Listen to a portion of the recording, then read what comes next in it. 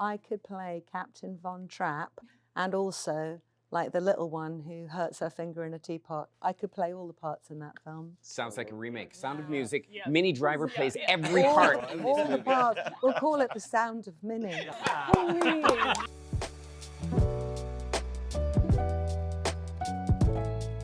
It's a crazy story. I've never heard something like this before. My dad's a classical music teacher at university, and so I grew up listening to music constantly. And I remember my dad telling me he was the first Black man in the South to be a part of the Philharmonic Symphony. And so to see it go as far back as Joseph, it was really cool to just see the origin story and be a part of that. And in some ways, I felt like I was going to get to honor my dad and Joseph all at the same time and the lineage afterwards. Yeah. I felt just an unfathomable shame and sadness that I had never heard of this person.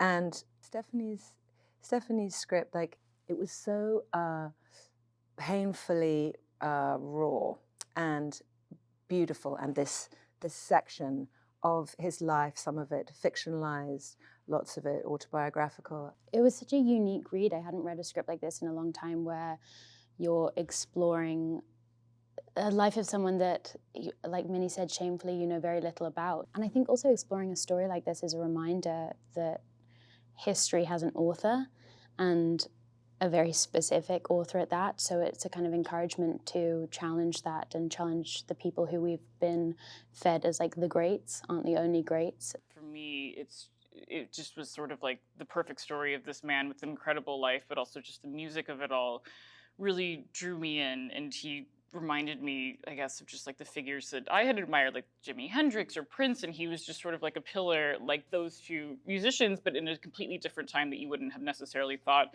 of someone existing that way. He was really transgressive. He was incredibly well educated and multifaceted, and to me, his life is so big and rich. So, you know, there's so many different ways to attack or approach this story in particular. I use Jimmy and Prince too for I guess just the general energy of Joseph, and like kind of the swagger and like the style and how he looks, how he walks, you know, the confidence and knowing that, you know, my music is it, you know what I'm saying? Like, you know, it's just a general understanding of who you are as an artist and what you contribute to the culture and to the sound that is being generated throughout the entire city. Yeah, I mean, we just tried to kind of anchor the movie in Joseph's point of view and imagine what that time period would have looked and felt like. Yes, Joseph has been forgotten, but he has been forgotten until very recently when more attention has been brought justly to him.